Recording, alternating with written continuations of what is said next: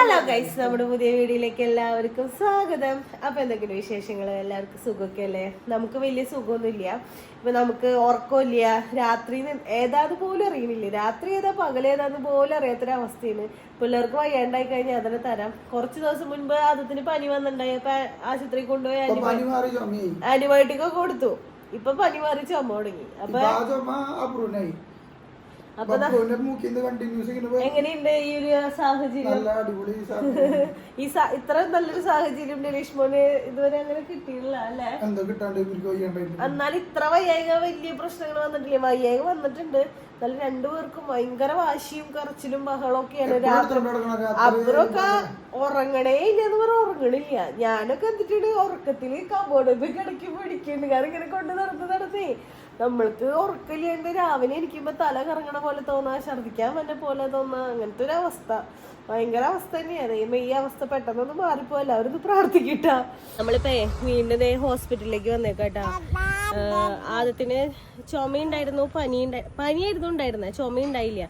പക്ഷെ ഇന്നലെ തുടങ്ങി ഭയങ്കര ചുമ എന്ന് പറഞ്ഞാൽ കുത്തി ചുമക്കില്ലേ, ചുമക്കുക, വോമിറ്റ് ചെയ്യുക, അങ്ങനെ. അപ്പൊ നമ്മളിവിടെ കാണിച്ചിട്ടുണ്ടായിരുന്നു, ഓൾറെഡി കാണിച്ചിട്ടുണ്ടായിരുന്നു. അപ്പൊ ആന്റിബയോട്ടിക് തന്നിട്ടുണ്ടായിരുന്നു. പക്ഷെ അവര് ചുമച്ച് ഉറങ്ങാനും പറ്റണില്ല, ഭയങ്കര ക്ഷീണവും, ഒന്നും കഴിക്കണില്ല. അപ്പൊ ഒന്നുകൂടി ഡോക്ടറെ കാണിക്കാൻ വന്നേക്കാം.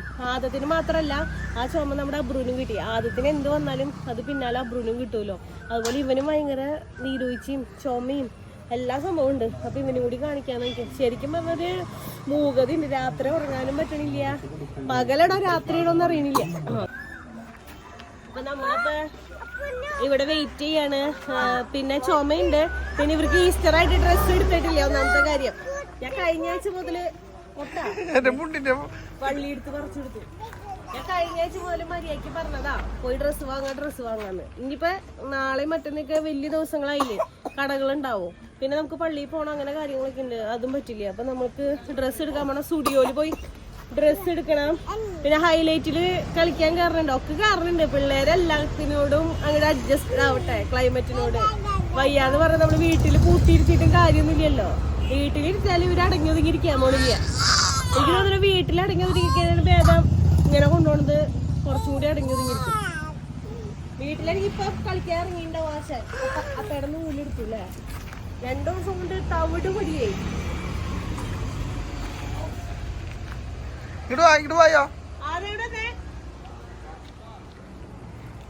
അങ്ങനത്തെ വിശേഷങ്ങൾ. ഇപ്പൊ എവിടേക്ക് പോയി? മോന്റെ ഇതുമ്പോ നൂലിട്ട് കെട്ടാ.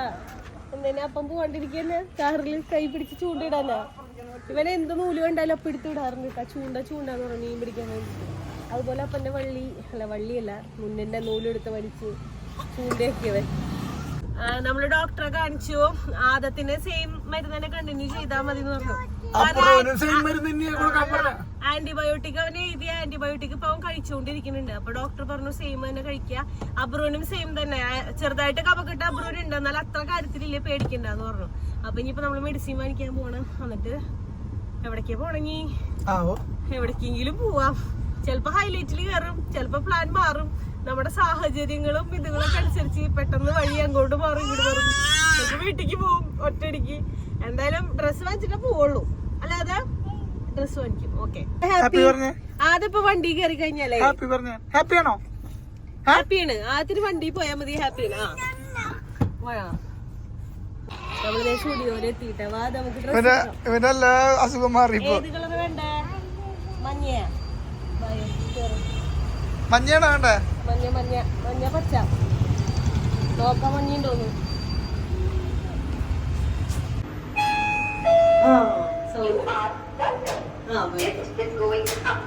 ലിഫ്റ്റില് കയറി വന്നേ ബില്ലടിക്കാൻ നിക്കണ്ട്. ആനയിട്ട് പോണെന്ന് കാണിക്കണേ കുഞ്ഞു എന്റെടാ. ഇവരെ ഹോസ്പിറ്റലിൽ കൊണ്ടുപോയി തിരിച്ചു വന്നു കേട്ടോ. അപ്പൊ ഇവരുടെ കുറച്ച് കുറഞ്ഞിട്ടുണ്ട്. അപ്പൊ അതിന്റെ പിന്നാലെ എനിക്ക് വന്നു. എനിക്കിപ്പോ ജലദോഷമുണ്ട്, ചുമയുണ്ട്, ബോഡി ഫുള്ള് പെയിനാണ്. ഒരുത്തരം അവിടെ ഇരിക്കണ്ട, അവന് പോയി ചാടണം. അവൻ ഇറക്കി വിട്ടോ, ഇറങ്ങാൻ വേണ്ടിട്ട്, ഇങ്ങോട്ട് വരാൻ വേണ്ടിട്ട്. എന്റെ ദൈവമേ, അങ്ങനെ എങ്ങടെ പോണേ? ഒറ്റ ഓട്ടായിരിക്കും പുറത്തേക്ക്. ചുമ വന്നു കഴിഞ്ഞാലേ പെട്ടെന്ന് മാറില്ല. ഇതിപ്പോ എല്ലാവരും എന്തോ ഒരു വൈറസ് പോലെ പടർന്നുണ്ടെന്നാണ്. എല്ലാവർക്കും ചുമയായിരുന്നു, വീട്ടില് ചുമയുണ്ടായിരുന്നു. ഇവിടെയും എല്ലാവർക്കും ക്ലൈമറ്റ് മാറല്ലേ, മഴ പെയ്ത് കഴിയുമ്പോ വെയിൽ വരും, വെയിൽ വന്നു കഴിയുമ്പോ മഴ പെയ്യും, അങ്ങനെ അങ്ങനെ അവിടെ എത്തിയാ മതി. ആ കേട്ടാ ചവിട്ടി എടുക്കുന്നത് ക്ലൈമറ്റ് ചേഞ്ച് ആവണോണ്ടാണ്. ഒന്നുമില്ല കേട്ടോ, ഫുഡ് കഴിക്കാനൊക്കെ ഇതിന് മടി, ഭയങ്കര വാശിയും, രാത്രി ആണെങ്കിൽ ഉറങ്ങണില്ല. അതന്നെ അവർക്ക് അബ്രുവിനും വന്നത്, അബ്രുവിനാണെങ്കിൽ അബ്രു രാത്രി ഉറങ്ങില്ല. വീട്ടിൽ കൊടുക്കണ്ടെന്ന് വെച്ചാൽ നമ്മൾ മറ്റേ പനിക്കൂർക്കയും തുളസിയുടെ ഇലയും കൂടി കൊടുത്തു നോക്കിട്ടാ. അബ്രുവിന് ഇടയ്ക്ക് അത് കൊടുക്കാറുണ്ട്, ചില സമയത്ത് അത് എഫക്റ്റീവ് ആവാറുണ്ട്. പക്ഷെ ഈ പ്രാവശ്യം അതൊന്നും ഏറ്റില്ല, കാരണം അത് കഴിയുമ്പോഴേക്ക് വേറെ എന്നിട്ടാണ് വരാൻ പോണേ. അല്ല അതാ ഇനി എന്നിട്ട് കൊണ്ടുവരാൻ പോണേ, പനി കഴിഞ്ഞ് ചുമ കഴിഞ്ഞ് ഇനി എന്നിട്ടാ അതന്നെ പനി. എവിടേക്ക് പോണേ? ദേ കേറിയിരിക്കാൻ പോണു അവിടെ. വീടെടുത്തിട്ട കുഞ്ഞോ എവിടേക്ക് വായോ, ഇങ്ങോട്ട് വായോ, ഇങ്ങോട്ട് വായോ എന്റെ പൊന്നു, ഇങ്ങോട്ട് പോണേ. വേണ്ടാ വീഴ. പോസ് കാണിക്കാനുണ്ട, പോസ് അവന്റെ വണ്ടികൾ കാണിക്കാനോ, വണ്ടികൾ എടുക്കാൻ പോയിട്ടുണ്ട്. ഉടനെനിക്ക് പനി വന്നു കഴിഞ്ഞാൽ ആദത്തിന് ആരും വേണ്ടേ, അമ്മയുടെ അടുത്തത് മാറില്ല, ആദത്തിന് എടുത്തോണ്ട് എടുക്കണം. ആദത്തിന്റെ ഒരു കുറവ് വന്നപ്പോഴേക്കും അബ്രുവിന്റെ തുടങ്ങിയപ്പോ അബ്രുവിന്റെ എടുക്കല്. വേറെ ആരുടെ കയ്യിൽ ഒരു പോവില്ല, ആരെടുത്തു കഴിഞ്ഞാലും സമ്മതിക്കൂല. നല്ലതാ, നല്ല പുളിയില്ലേ അതതിന്. അബിരുനാണ് ഒന്നും കിട്ടില്ല. ആദത്തിനത് ഇഷ്ടായിക്കണേ. എന്നിട്ട് പിന്നെ കൊടുത്തേക്കണേ, എന്നിട്ട് പേരിന്റെ ഒന്നിട്ട് നോക്കണേ. ആരെ വെട്ടണ പോലെ അസിസ്റ്റന്റ്,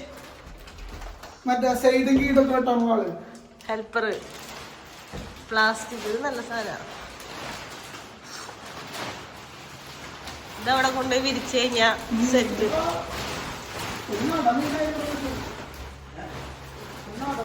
ഇതുണ്ട് നമ്മുടെ മീൻ. പിന്നെ ഇതിന്റെ ഉള്ളില് മീനുണ്ട്, നീ ഇതിന്റെ ഉള്ളിൽ പേരുകല്ലേ അത് കൂട്ടിങ്ങോട്ട് മാറിയേ. ചെല്ല് ചെല്ല്, അമ്മയോട് ചെല്ലേ, അപ്പ വരും, അപ്പ വരും ചെല്ലേ. എടാ അതില് മീനേടാ കുഞ്ഞ്, തോടല്ലേന്നേ ഇവിടുന്ന് പോവില്ല.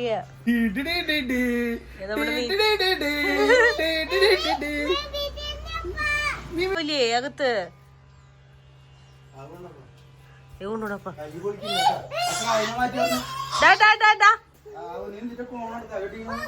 ഇതിപ്പല്ലത്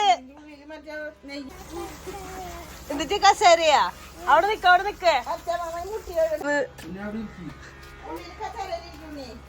കസേര മേരിക്ക്, ആത്തിന്റെ കസേര പോരിക്ക്.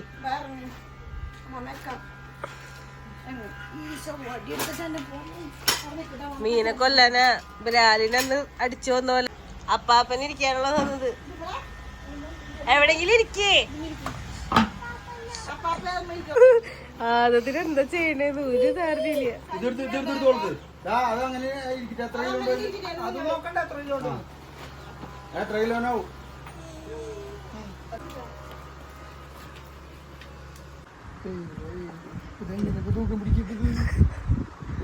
ഒരു 10-12 കിലോ ഉണ്ടാവായിരിക്കും അല്ലേ?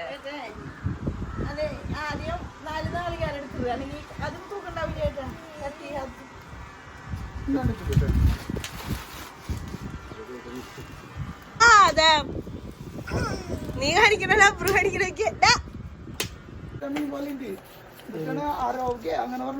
റോഹ് അല്ല. എന്റെ കാര്യം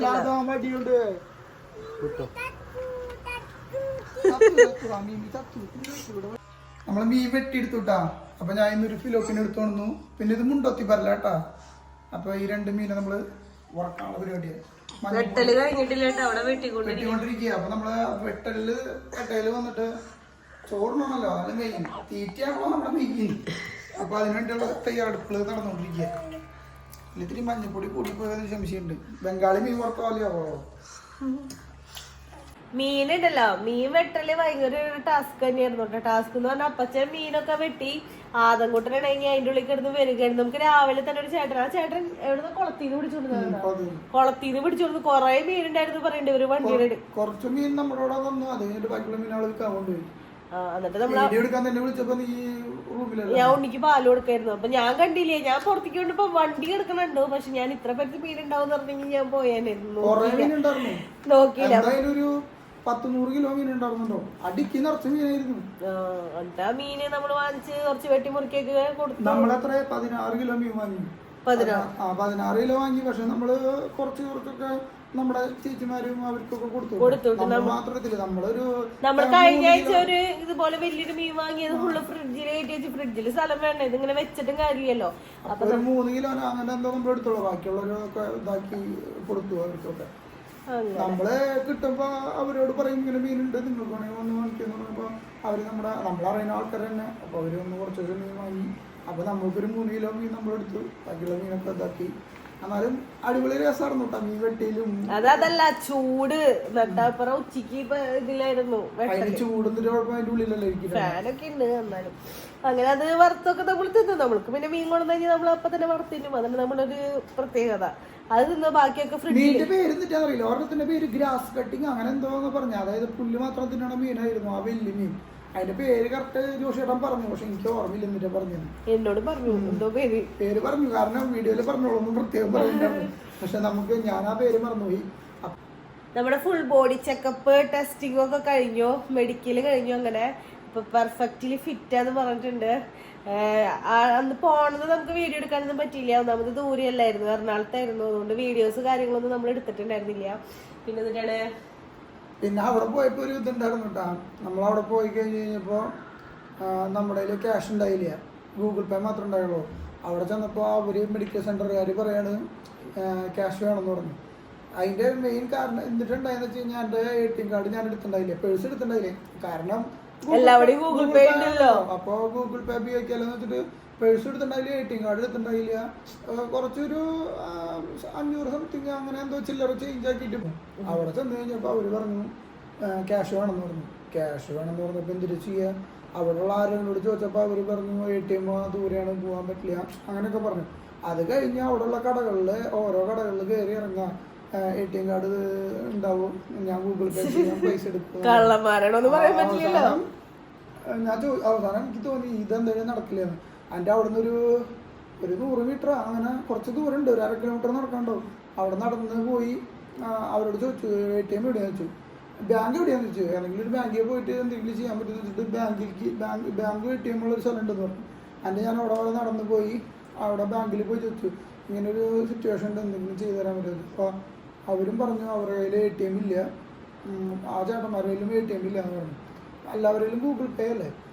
കടകളിലൊക്കെ പറഞ്ഞു, കടകൾക്കൊക്കെ മനസ്സിലായി മെഡിക്കലിൽ വന്നൊരു ഇങ്ങനെ മുമ്പും അവിടെ പൈസ ഇങ്ങനെ ചോദിച്ചിട്ടുണ്ട്. അത് കഴിഞ്ഞ് അവിടെ ആ ബാങ്കിലുള്ളവർ പറഞ്ഞു ആരെങ്കിലും ATMക്ക് വരുമ്പോൾ ATMിലുള്ളവർക്ക് പൈസ അയച്ചു കൊടുത്ത് ഇതാക്കാന്ന് പറഞ്ഞു. ഇതിൽ എന്നിട്ട് പ്രശ്നം എന്ന് വെച്ച് കഴിഞ്ഞാൽ ചിലരുടെ കയ്യിൽ ATM ഉണ്ടാവും, ഗൂഗിൾ പേ ഉണ്ടാവില്ല. ഗൂഗിൾ പേ ഉള്ളവരുടെ കയ്യിൽ ATM ഉണ്ടാവില്ല, ഇതാണ് പ്രശ്നം. എന്നിട്ട് അവസാനം അങ്ങനെ നിന്ന് ഒരു ചേച്ചി അവിടെ നിന്ന് ഫോൺ വിളിക്കുന്നുണ്ടായിരുന്നു. ഞാൻ വിചാരിച്ചു ആ ചേച്ചി ഫോൺ വിളിച്ച് കഴിഞ്ഞ് കഴിയുമ്പോൾ അവരോട് ചോദിക്കാമെന്ന് വിചാരിച്ച് നിൽക്കണം. ആ ബാങ്കിലെ ചേച്ചി തന്നെയായിരുന്നു അത്. ആ ചേച്ചി ഇങ്ങനെ നിൽക്കണ ഇതൊരു ചേട്ടൻ വന്നു ATMിൽ കയറി പൈസ എടുത്ത് തിരിച്ചിറങ്ങിയപ്പോൾ ഞാൻ ആളോട് പറഞ്ഞു ചേട്ടാ ഇങ്ങനെ ഒരു സിറ്റുവേഷൻ ഉണ്ട്, എന്നെ ഹെൽപ്പ് ചെയ്യാമെന്ന് പറഞ്ഞു. ഭാഗ്യത്തിന് ആളൊരു പട്ടാളക്കാരനാണ്, ആള് മെഡിക്കലിന് വേണ്ടി വന്നേക്കുന്നതാണ്. ആൾക്ക് ഞാൻ പറഞ്ഞപ്പോൾ സിറ്റുവേഷൻ എന്താണെന്ന് മനസ്സിലായി. കാരണം ആൾ അവിടെ പോയിട്ട് അവർ പറഞ്ഞു ക്യാഷ് വേണമെന്ന് പറഞ്ഞ കാരണം ആൾ ATMിൽ വന്ന് പൈസ എടുക്കാൻ വന്നു. അങ്ങനെ ഞാൻ ആൾക്ക് ഗൂഗിൾ പേ ചെയ്ത് കൊടുത്തിട്ട് ആൾ ATMിൽ പൈസ എടുത്തിട്ടാണ്. അതായത് നമ്മുടെ കയ്യിൽ പൈസ ഉണ്ട്, എന്നാൽ എന്താ പറയുക എനിക്ക് നമ്മളെ ആൾക്കാരോട് പൈസ ഉണ്ടോ എന്ന് ചോദിക്കണ ആ ഒരു സിറ്റുവേഷൻ എനിക്ക് ഭയങ്കര സങ്കടമായിരുന്നു. അത് കഴിഞ്ഞ് ആള് പൈസ എടുത്തു തന്നു, പിന്നെ സമാധാനമായി വന്നു, മെഡിക്കൽ ചെയ്ത് കാര്യങ്ങളൊക്കെ ഓക്കെ. ഉച്ചയായപ്പോഴേക്കും റിസൾട്ട് ഉച്ച കഴിഞ്ഞ്. പക്ഷേ ഇതിൽ സങ്കടപ്പെടുത്തേണ്ട ഒരു കാര്യം ഉണ്ടായതെന്ന് വെച്ച് കഴിഞ്ഞാൽ എന്നെ സഹായിച്ചവരുണ്ടായിരുന്നല്ലോ, ആളുടെ മെഡിക്കൽ റിസൾട്ട് വന്നപ്പോൾ ആൾക്ക് എന്തോ കഫത്തിൻ്റെ എന്തോ ഇതുണ്ട്. ഞാനും വിചാരിച്ചു ഇരിക്കും ചെറിയ ചുമയും കാര്യങ്ങളൊക്കെ ഉണ്ടായിരുന്നു, അങ്ങനത്തെ ഒരു ഇതിൽ വരുമ്പോൾ എന്തെങ്കിലും പ്രശ്നങ്ങൾ വരുമെന്ന്. പക്ഷേ ഇവർക്കൊക്കെ ഇതുണ്ടല്ലോ, അപ്പോൾ അതൊന്നും ഉണ്ടായില്ല. ഭാഗ്യത്തിന് നമ്മൾ മെഡിക്കൽ 50 പാസ്സായി. അങ്ങനെ ആ ഒരു നമ്മുടെ വലിയൊരു ഘട്ടം നമ്മൾ കടന്നു ഇനി അടുത്ത ഘട്ടങ്ങളുണ്ട്. അപ്പോ അങ്ങനെയാണ് കാര്യങ്ങള്. പിന്നെ വേറെ പിന്നെ പ്രത്യേകിച്ച് കാര്യങ്ങളൊന്നും ഇല്ല. പിന്നെ പനിയും ഇതൊക്കെ രോഗങ്ങളൊക്കെ ഒന്നും പറയാൻ എല്ലാവരും പ്രാർത്ഥിക്കാം. അതന്നെ. വേറെ പിന്നെ എന്നിട്ടാണ് വേറെ ഒന്നുമില്ല. അപ്പൊ ഇന്നത്തെ വീഡിയോ അപ്പൊ എത്ര ഉള്ളൂ. അപ്പൊ നിങ്ങൾക്ക് വീഡിയോ ഇഷ്ടമെങ്കിൽ ലൈക്ക് ചെയ്യുക, ഷെയർ ചെയ്യുക, സബ്സ്ക്രൈബ് ചെയ്യാൻ മറക്കാണ്ട് കമന്റ് ചെയ്യുക. അപ്പൊ അടുത്ത വീഡിയോ ആയിട്ട് വരുന്നതായിരിക്കും.